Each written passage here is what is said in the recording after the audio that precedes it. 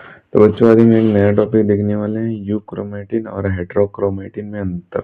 ये टॉपिक आपके class 10 biology का जो चैप्टर है, वंशागति का आणविक आधार, उसी चैप्टर से लिया गया है।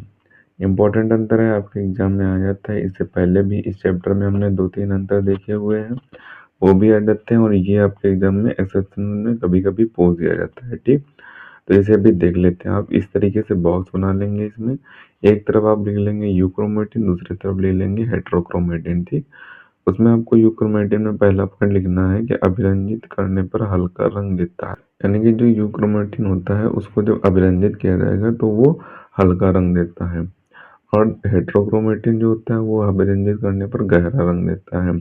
यूक्रोमेटिन अनुलेखन की दृष्टि से सक्रिय है, यानी कि यूक्रोमेटिन जो होता है वो अनुलेखन की दृष्टि से सक्रिय होता है, जबकि हेट्रोक्रोमेटिन अनुलेखन की दृष्टि से असक्रिय होता है।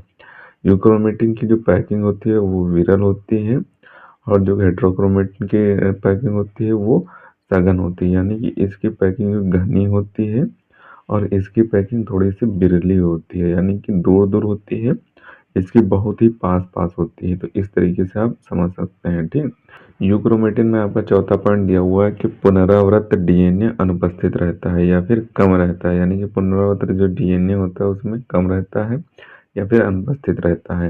हेट्रोक्रोमेटिन में चौथा पॉइंट दिया हुआ है कि पुनरावृत्त डीएनए समृद्ध होता है इसमें। ठीक, और यहाँ पे यूक्रोमेटिन में पांचवा और लास्ट पॉइंट आपका दिया हुआ है कि बारकाएँ अनुपस्थित होती है, यानी कि जो यूक्रोमेटिन की बारकाएँ होती है वो अनुपस्थित होती है।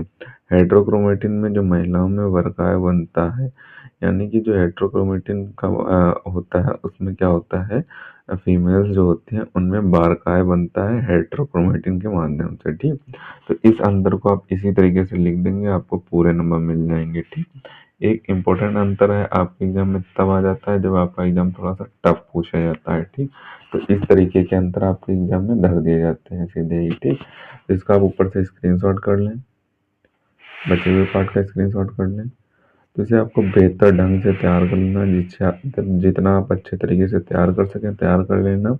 एक दो बार देख कर आप प्रैक्टिस करेंगे, उसके बाद बिना देखे आप रफ प्रैक्टिस करेंगे 2-3 बार, आपको अच्छे तरीके से तैयार हो जाएगा। लेकिन याद रखना, आपको इसे एग्जाम टाइम पर बिना देखे एक दो बार प्रैक्टिस करके तभी जाना है, तभी आपको वो टॉपिक तैयार होगा जो आपने पीछे देख कर तैयार कर दिए हैं। उनको आप एग्जाम टाइम पर बिना देखे अगर तैयार कर सकते हैं तो कर लेना, आपको 100% तैयार हो जाएगा। ठीक, तो इसे आप अच्छे तरीके से तैयार कर लें। मिलते हैं किसी नए वीडियो में नए टॉपिक के साथ, तब तक के लिए धन्यवाद। और अगर अभी तक आपने हमारे इस चैनल को सब्सक्राइब नहीं किया है तो सब्सक्राइब जरूर कर लें, क्योंकि हम इसी तरीके से क्लास 12 से रिलेटेड इंपॉर्टेंट टॉपिक पर वीडियो डालते रहते हैं।